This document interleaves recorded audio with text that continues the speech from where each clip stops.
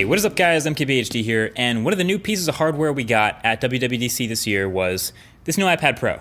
Now, it looks obviously really similar in pretty much every way to previous iPads, so may or may not be worth it, some minor improvements in here. So I asked on Snapchat what you guys wanted to know, and believe it or not, a lot of you actually did want to see a review of the new 10.5-inch iPad.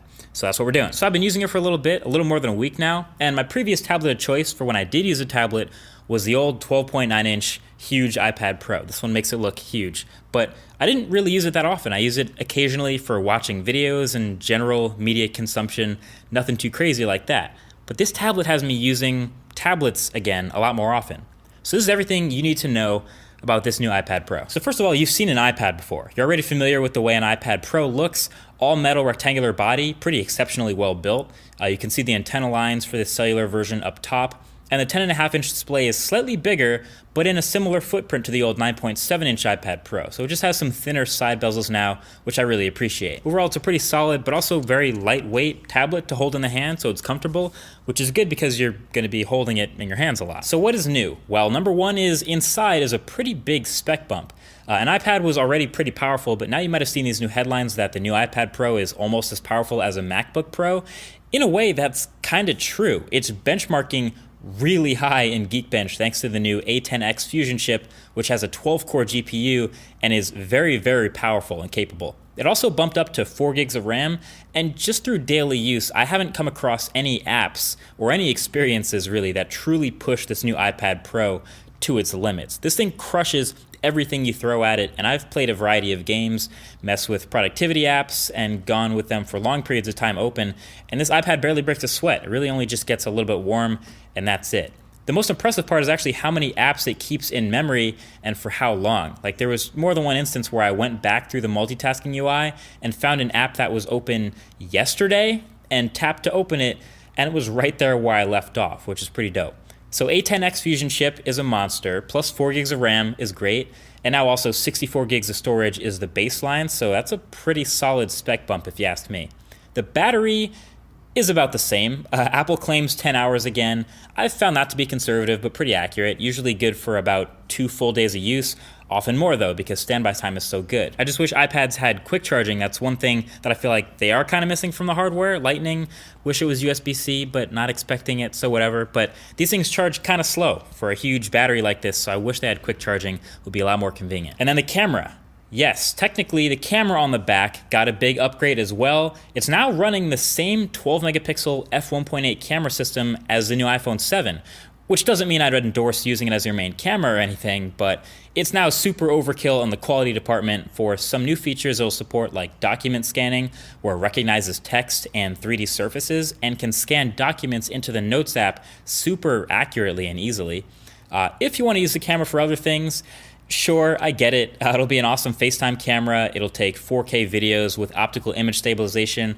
Like, it's an amazing camera. It's the best camera in a tablet, but you just won't see me using it anytime soon. Now, the speakers in this tablet, still pretty good. Actually great, because they're the best speakers in any tablet also. It's the quad speakers. This has them on all 4 sides. So if you're gaming or if you're watching a video or listening to music, the entire thing kind of vibrates as this echo chamber. And if you put it on a table, the table starts vibrating. It's loud, it's crisp, it's clear. Great speakers also. But the biggest upgrade and the absolute most impressive new feature of this iPad Pro is the new display. So this screen is better in every way possible. It's brighter, up to 600 nits max brightness, and it has that anti-glare coating and everything, so it's more visible in bright environments. It supports the wide P3 color gamut now, so overall it can produce more vivid, bright colors, and it's still the same high resolution as before, so 264 pixels per inch beyond 1440p resolution. But the real killer is what Apple calls ProMotion, and they didn't have to name it or whatever, but essentially the new iPad display is now capable of a refresh rate up to 120 Hz, unlike every other Apple display on every device ever, which is going up to 60 Hz. So the native speed of everything that's happening on the display is now 60 frames per second instead of 30 frames per second.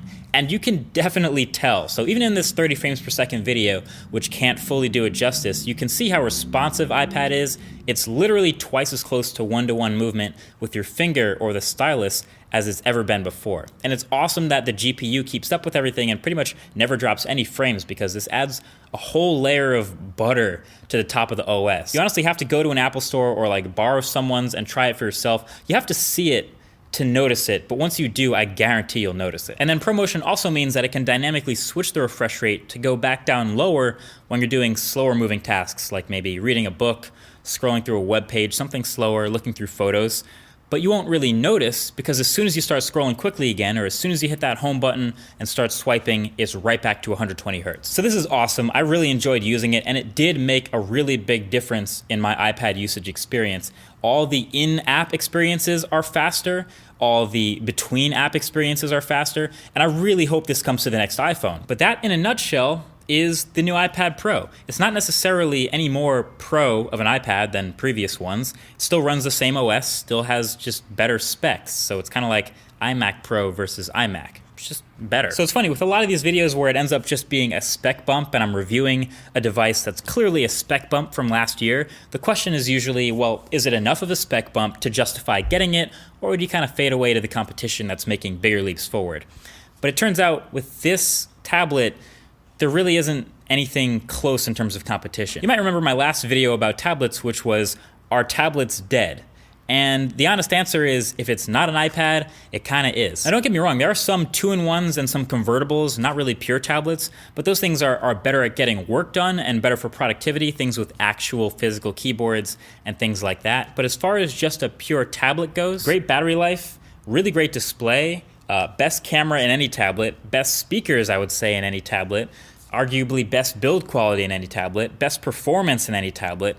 So this thing is a really complete package. So there you have it, iPad Pro. If you don't already have an iPad, probably a good time to get one. If you do already have an iPad, know that this is a really solid spec bump, and if that's what you're looking for, then this will fill that void. That's it. Thanks for watching.